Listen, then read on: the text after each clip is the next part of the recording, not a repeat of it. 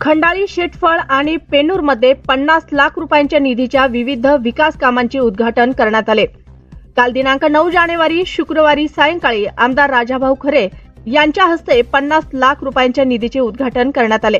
यावेळेस विजयराज डोंगरे, मानाजी बाप्पू माने आणि चरणराज चौरे यांची प्रमुख उपस्थिती होती। या विकास कामांमध्ये शेटफळ ते खंडाळी रस्त्यासाठी 30 लाख रुपयांची निधी, खंडाळी गावात दलित वस्ती आणि एका सार्वजनिक विहिरीसाठी एकूण 10 लाख निधी मंजूर करण्यात आला। त्याचबरोबर पेनूर येथील देवीच्या मंदिरासाठी 10 लाख रुपयांचे सभा मंडपासाठी निधी मंजूर करण्यात आला। असे एकूण 50 लाख रुपयांच्या विकास कामांचे भूमिपूजन करण्यात आले। यावेळेस आमदार राजाभाऊ खरे यांनी नागरिकांशी संवाद साधला। तुम्ही एवढं मोठं मताधिक्य मला दिलं आणि आमदार खाली हात हलवत आला असं व्हायला नको,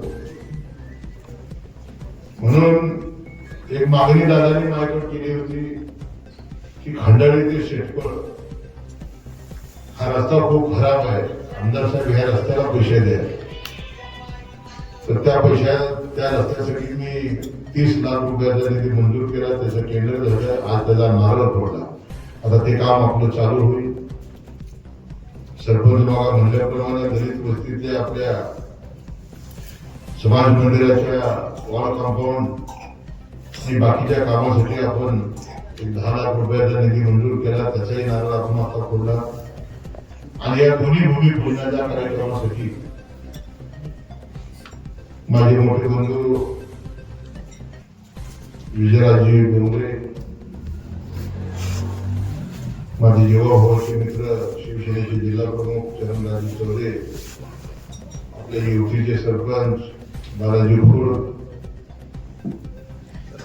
आमचे पापडीचे सरपंच, त्यांच्याच ताब्यात ग्रामपंचायत बरोबर, ते आमचे सौदागर खडके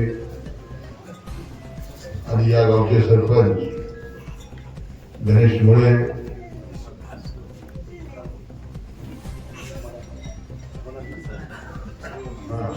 समाधान, आमचे सगळ्यात जे मार्गदर्शन केलं लाख मोलाचं ते आमचे बाबा आणि तात्या अरुण भाऊ, तात्या आणि खंडाळी गावातून आलेले सर्व आपले ग्रामस्थ बंधू आणि भगिनी, सरपंचाचंही मनोगत झालं। सरपंचांनी काही मागणी केली, मी सरपंच मुळे साहेब तुम्हाला एवढंच सांगतो, एखाद्या दिवशी तुम्ही माझ्याकडे या, मी दादाच्या साक्षीने सांगतो, इथे बालाजी खुर्द आहे, मला बसू देत नाही, सौदागर खडके ते बसू देत नाही। दादा तुम्ही बाहेर दादा गेला ते तर काय दाढीवाले येतात, ते कोणाला बसवही देत नाही, लोकही देत हा। तर ते मी सरपंचाला एवढंच सांगतो की आपण एक कामाची यादी करा, मी दादाच्या साक्षीने सांगतो, खंडाळी गावाला एकही रुपया कमी पडू देणार नाही।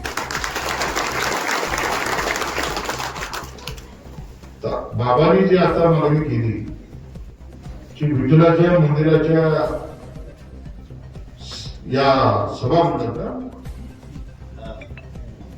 मंडपासाठी सुशील कुमार शिंदे साहेबांनी निधी दिला होता, परंतु तो निधी वैध झाला, ग्रामपंचायत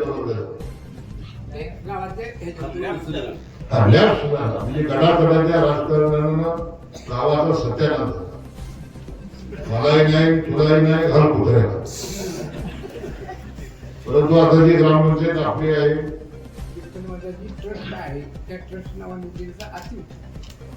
निधी हा ट्रस्टला देता येईल।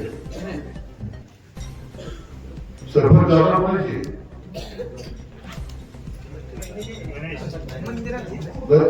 जगभर कुठे जागा कोणाची? मंदिराची आहे, कामात ग्रामपंचायतची मंदिराची पूर्ण सरकार काही खर्च करू शकत मंदिराच्या नावावर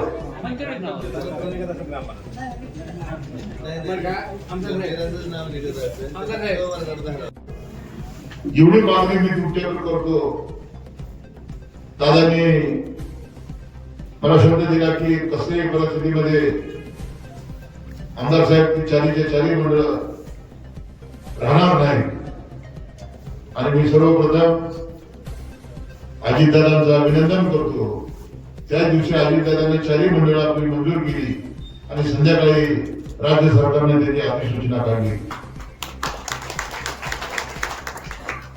आमच्या शेतकऱ्याची काहीतरी देणं आहे.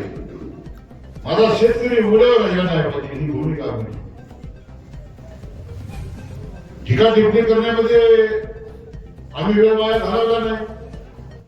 विधानसभेला निवडणूक झाली, तब्बल 31,000 मतांना या मोहोळ तालुक्यामध्ये असणारी दादागिरी, दडपशाही, तानाशाही आणि झुंडशाही गाडून माझ्यासारख्या एक टांगेवाल्याच्या मुलाला तब्बल 31,000 मतांनी तुम्ही महाराष्ट्राच्या विधानसभेत आमदार म्हणून पाठवला. मी 7 जन्मात खंडाळी करायचे नाही तर 7 जन्मात तरी उपकार तुमचे विसरू शकणार नाही. इतकं भरभरून दान मला खंडाळी गावाला दिलं. आज 40 लाख रुपयाच्या कामाचा भूमिपूजन समारंभ झाला. मी एवढे वेळ गवसणार नाही. दादा विधानसभेच्या निवडणुका झाल्या त्याच्या अगोदर सुद्धा आपण अनगर अप्पर तहसील कार्यालयाच्या प्रश्नावरती प्रचंड मोठ्या प्रमाणामध्ये लढा उभा केला. ज्यावेळी तुमच्या हातामध्ये सत्ता होती, 30 वर्ष आमदारकी तुमच्याकडे होती, तुम्ही काय केलं? या तालुक्याचा खरा सत्यानाश तुम्ही केला असेल तर आमदारकारांनी केला. 30 वर्ष तालुका विकासापासून वंचित होता. आज काय गप्पा मारतोय? माझे आमदार 3,500 कोटी आणले, कुठे आणले 3,500 कोटी?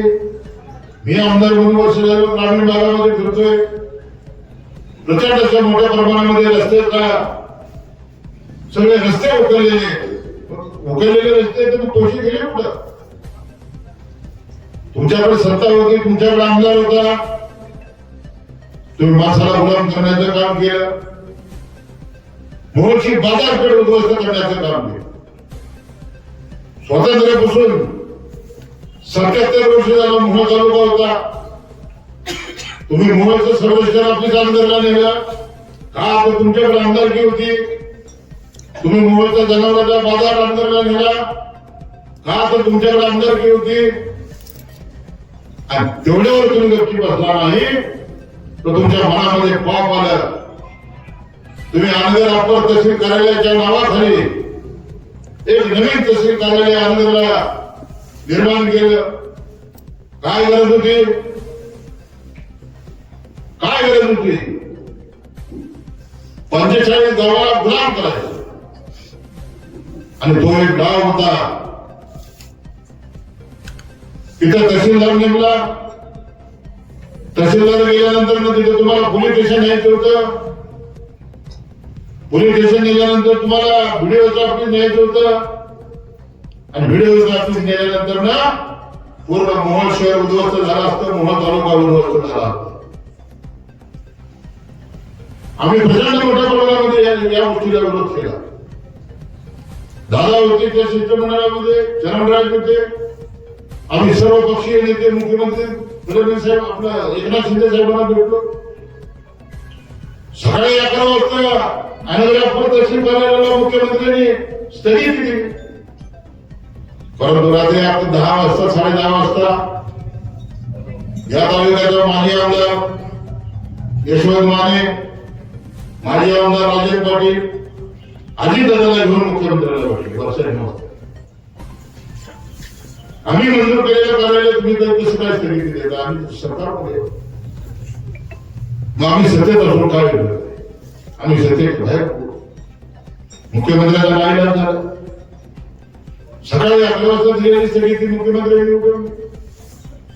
चरणराज आम्ही सगळे दुसऱ्या दिवशी भेटलो ठाण्यामध्ये मुख्यमंत्री महोदयांना. मुख्यमंत्र्यांनी त्यांची अडचण सांगितली, आम्ही त्यांची अडचण समजून घेतली. दादा आम्ही निर्णय घेतला की मोहोळ तालुक्यातल्या सर्वसामान्य माणसाच्या दारामध्ये जाऊन लोगो मागायचा आणि 20 नोव्हेंबरला मतदान झालं, 23 नोव्हेंबरला निकाल झाला आणि 31,000 मताने यांच्या आमदाराला उतारा पाडला आणि राजू खरेला तुम्ही विधानसभेत आमदार म्हणून पाठवलं. आता नाव वेगळं आहे दादा.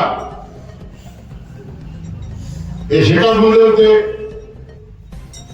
त्यांनी शेतात सोडल्यानंतर ना काँग्रेस रस्ते मंजूर केले. येणाऱ्या काळामध्ये दादा तुम्ही बघता हे किती थापा मारले, लोकांनी ह्यांना ओळखले. दादा विधानसभेत यांना 4 मुंडे चित केलं, महानगरपालिकेत 4 मुंडे चित केलं. आता फक्त जिल्हा परिषद आणि पंचायत समिती, ही जिल्हा परिषद पंचायत समितीच्या निवडणुकीमध्ये जर यांना 4 मुंडे चित केलं आणि नसता नमूद केलं तर पण ही मुलगीवर करणार नाही. लक्षात ठेवा. खंडाळीकरण कोणत्याही परिस्थितीमध्ये जिल्हा परिषदेला विजयदादा उभारताय, पण त्यांच्या खाली जे पंचायत समितीचे सदस्य 2 सदस्य ते दादा ठरवतील. दादाजी ठरवतील ते आमदार म्हणून मला मान्य आहे, परंतु आपल्या या गटातून अत्यंत विक्रमी मताने राजभर आंबेडकरांना झोप लागली नाही पण एवढं विजयराव गवंडी पाहिजे. लक्षात ठेवा. जसं मला 31,000 दिलं तुम्ही तसं दादा जिल्ह्यात 1 नंबरचे लीडर निवडून आले पाहिजे. लक्षात ठेवा. दादा तुम्हाला आष्टी बरोबर त्या तालुक्यात फिरायचं. लक्षात ठेवा. मनोहर भाऊला मानणारा सगळ्यात मोठा वर्ग आहे या तालुक्यात. मनोहर भाऊने या विषयामध्ये मार्च करून होती. आज मी ह्या वयात मनोहर भाऊ पाहायला घरी लावून घेतले. तुम्हीही काम केलंय. चरणराज बरोबर आहे, मी बरोबर आहे. लक्षात ठेवा. मी गाडीमध्ये तुम्हाला ते बोलतो की दादा माझी काहीच अडचण नाही, फक्त पिंडवडातून चरणराज उभे आपल्याला आणि मग ती देऊच नाही चालणार. आपल्याला चरणराज निवडून आणायचे. आता ह्याला घेरागिरी करायला सगळ्यात जास्त कोण घडत आला तर पिंडोर मधून चरणराज. अत्यंत गरीबच्या खचत झाली टीका त्या पाटकोलमध्ये केली. म्हणजे तुम्हाला सांगतो खंडाळीकरांना माझी विनंती, निवडणुका येतील, निवडणुका जातील. आपण आमदार म्हणून यांचा आमदार पाडला, त्यांची पद संपली. आपण महानगरपालिका जिंकली, यांची पद संपली. आपण जिल्हा परिषद पंचायत समिती 6च्या 6 टाकून एकदा यांना नेस्ता नाबूद केला की आज दादा तुम्हाला सांगतो हे भारतीय जनता पक्षाला सोडतील आणि अमेरिकेच्या राष्ट्राध्यक्ष ट्रम्पला भेटतील आणि ट्रम्पला म्हणतील की आता आम्ही तुमच्या पक्षाने येतो. तर शिवसेनेत मी आहे पाहिजे. इकडे जाण्याने घोषित झालं. हा गेट बंद आहे. मग कुठला पक्ष राहिला? एकच पक्ष राहिला, तो म्हणजे अमेरिकेचे राष्ट्राध्यक्ष ट्रम्प यांचा पक्ष. आणि हे ट्रम्पच्या पक्षात जातील. लक्षात ठेवा. आणि म्हणून तुम्हाला कळकळीची विनंती करतो, सरपंचांनी माझी विनंती आहे की सरपंच कुठलीही कामं असेल त्याची यादी करा. माझ्याकडे निधीला कमतरता नाही. माझ्या बरोबर मी 35 वर्षे महाराष्ट्राचे उपमुख्यमंत्री, माजी मुख्यमंत्री एकनाथ शिंदे साहेबांबरोबर आहे. माझ्यावर शिंदे साहेबांचं प्रचंड प्रेम आहे. दादा मला निधीला कुठलीही कमतरता नाही. आणि आता अजित दादा